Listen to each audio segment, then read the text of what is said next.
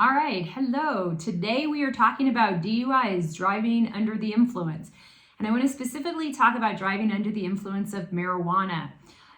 First of all, in Colorado, marijuana has been decriminalized, meaning it is not a substance that is legal either if it's medicinal or recreational. There's no line. It is simply decriminalized here.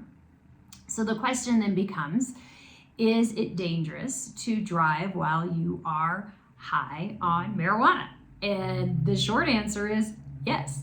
If you are impaired by any substance, though, any drug, it can even be a prescription drug, you could get accused of a DUI. So if you take benzodiazepines and they make you drowsy, then that might impact how you drive, and you could get a DUI from that, even though they're lawfully prescribed.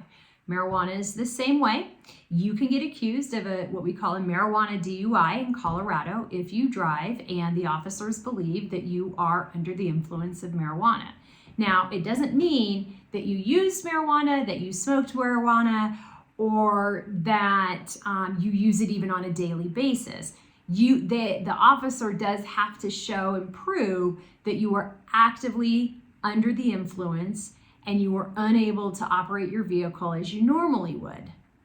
Some of the areas that we have seen with marijuana cases is that because marijuana is a drug, it is like all drugs out there, it will appreciate in people differently. So one person might have one experience, another person might have another experience, because their body is just going to metabolize and treat the substance differently. There is not a lot that can be said. The other issue I think that comes up with marijuana DUIs is in Colorado, they are testing the second metabolite, not the first metabolite, generally. Sometimes I do see the first metabolite, but generally it's the second metabolite of THC to see what a level was. And I think that can be problematic because if we have somebody who we consider like a chronic or a daily user, that THC can build up in their system, and it might not be evidence of recent use. It might just have built up in the system over a specific period of time. Likewise, somebody that doesn't necessarily smoke regularly, that might actually be an efficient test to determine what the actual level is. So it really is very, very fact specific when it relates to marijuana and driving. The question is, when an officer believes you're under the influence of marijuana and driving, they will ask you to take a blood test. You do not have a right to take a breath test because right now there is no lawful breath test for the presence of marijuana. Although there are some companies that I do think have some devices out there that may be getting close. Right now in Colorado, there is no device for testing somebody's breath for the presence and level of marijuana. That being said, right now you only have then a choice of blood because that is the only way that it can be measured. And in Colorado, when you do a blood test for a DUI, they will not only do marijuana, but they will do what's called an 11 panel. So they'll do the 11 top substances that a person may abuse. So that can include barbiturates, opiates, amphetamines.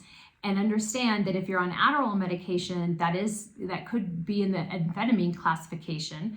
It could also be a benzodiazepine, it could be cocaine. So all of the drugs are checked when you submit to a blood test.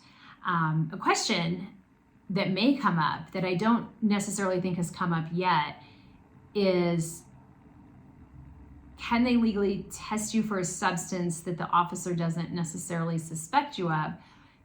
Or do you have a right to limit your consent to marijuana only?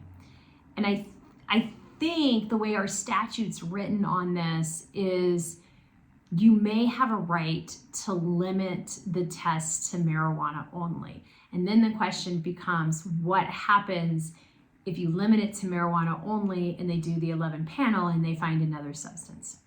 That hasn't been litigated yet, but I do think that would be a fabulous question.